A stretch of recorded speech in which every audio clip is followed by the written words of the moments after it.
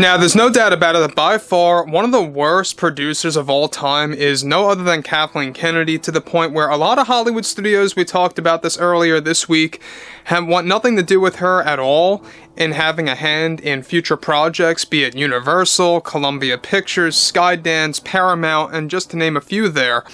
A lot of Hollywood studios have used Kathleen Kennedy now as a textbook example of somebody that can destroy 3 franchises, technically 3 of course if you count Willow, in under 10 years. This is Mike Zero. Subscribe if you're new and like this video to see future updates. I'm also on Twitter at Mike01. I thank you also very much for the great and kind support. And let's get into exactly what's going on here between Kathleen Kennedy and Jon Favreau as Lucasfilm heads into chaos, and it's not getting any easier with the ongoing Hollywood strikes, everything happening between WGA and SAG. It's not making things easier, but there are a lot of problems aside from all of that because of what has been going on with Kathleen Kennedy, the Disney board, etc., etc.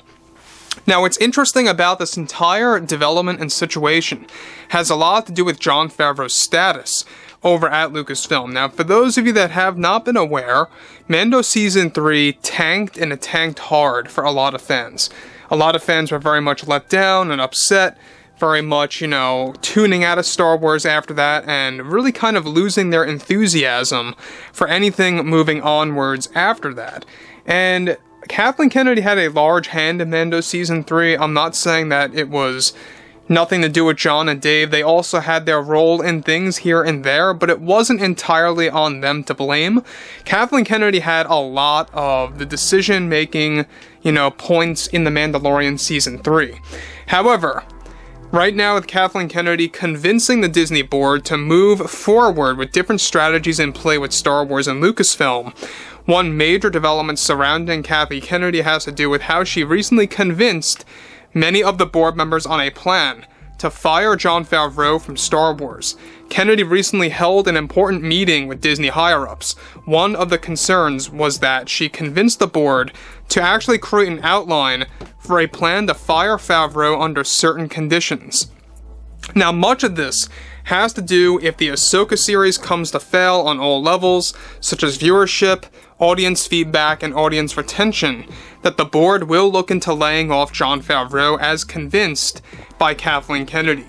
Another factor playing into this is that it is surprisingly, of course, having to do with Favreau and how he has been desperately trying to get Disney to raise his income as a producer and as a writer for the amount of Star Wars projects that he has been working on. This has led to an ongoing series of frustrations between Disney and Favreau that validated Kennedy's concerns for Star Wars and how she was able to convince Disney to have, of course, Favreau fired if Ahsoka does not meet fan expectations. Now guys, let me pause here for a second. So basically what happened here is that Kennedy is taking full advantage of the frustrations happening between the higher-ups over at Disney and Jon Favreau and his status at Lucasfilm.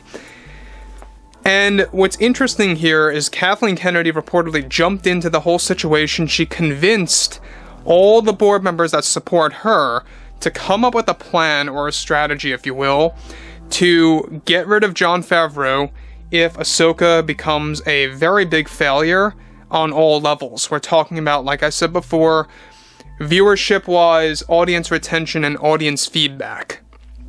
And what I mean by retention, I'm talking about how long people stay in tune with each and every episode, and whether or not they stay subscribed after signing up simultaneously when Ahsoka releases. Now, what's interesting about this, too, is the fact that we're now in a state of Ahsoka becoming the make or break, not just for Star Wars, but also for Jon Favreau's time at Lucasfilm.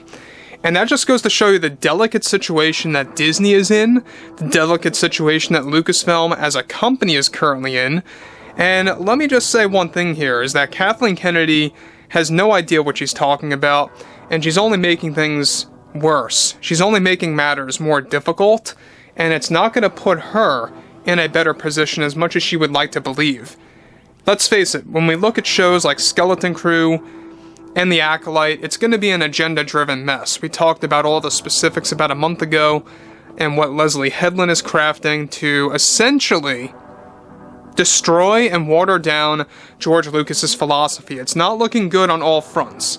So the fact that she literally jumped in here and took full advantage of Favreau becoming more unlikable upon Disney, and to kind of use that as like a little strategy in a chess game almost, and turning Disney board members against Favreau to a degree, is just absolutely sickening and disgraceful.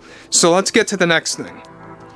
So as they at Lucasfilm cannot afford any more failures after that, Kennedy, of course, is taking action, when in reality all the issues erupted because of Kennedy herself. Favreau is reportedly fully aware about Kathleen's proposal to the Disney board that they and the majority are on board with, since many support Kathleen Kennedy and trust her with the future of Star Wars. Many of the higher-ups at Disney have been having some issues with Favreau as well, since he has been giving ultimatums for The Mandalorian Season 4, and completely resents the idea by Disney board members to turn Mando 4 into a Star Wars movie, with Favreau challenging Disney on that and its development. They have been growing overly frustrated with him, which is where Kathleen Kennedy stepped into the picture to provide the little push for the Disney board to go against Favreau, if that makes sense. So, again, I don't know if you guys heard about this ongoing development, but there are a lot of board members, including Bob Iger, thinking about making Mando Season 4 into a movie, which is idiotic. If you think about that, what's their mainstream Star Wars show then on Disney Plus going to be if you take Mandalorian away? Are you going to rely on Ahsoka? Well, that could very well work into earlier developments that we talked about, of how Disney has been looking to make Ahsoka and its surrounding spin-offs the new flagship show, so to speak. And that could very well connect to why they are holding discussions of giving Mando 4 the boot off of Disney Plus and just turning it into a Mandalorian movie. I think that that would be a very big mistake, because there's a lot of Mandalorian fans out there, regardless of what happened with Mando 3. A lot of people are fed up, yes, but it's their only chance at really keeping Star Wars afloat on Disney Plus, which honestly, I don't see it surviving well if they can't craft a good story, and if they can't get rid of the Kathleen Kennedy nonsense at this point. So, looking at everything moving onwards, we know that Kathleen Kennedy has a JON FAVREAU problem, because he likes to incorporate a lot of George Lucas elements. And we talked about the whole Dave Filoni situation. He has bowed down to her on some level, where he took some ideas from Kennedy and threw it into Ahsoka. Not that Kennedy had creative control over this project, but he did take a lot of ideas from her that she insisted to be used in the show and actually approved of it. And that kind of created a little rift between both John and Dave. We talked about that earlier this week as well. So anyway, guys, drop a comment below. Fill me in below in the comments what you all have to say about this. And if you guys did enjoy the content for today, make sure to drop a thumbs up on this video to support the channel, and I will catch you guys next time.